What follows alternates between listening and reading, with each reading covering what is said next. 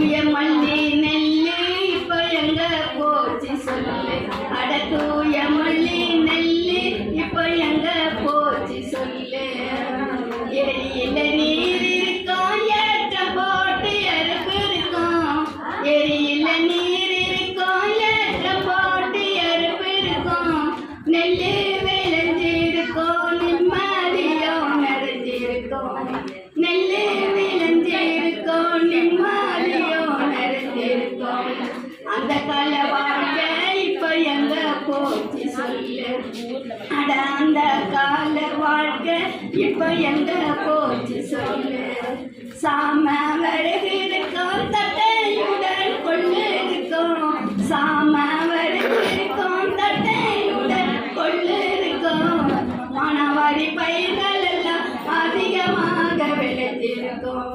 மணவாரி பயிர்கள்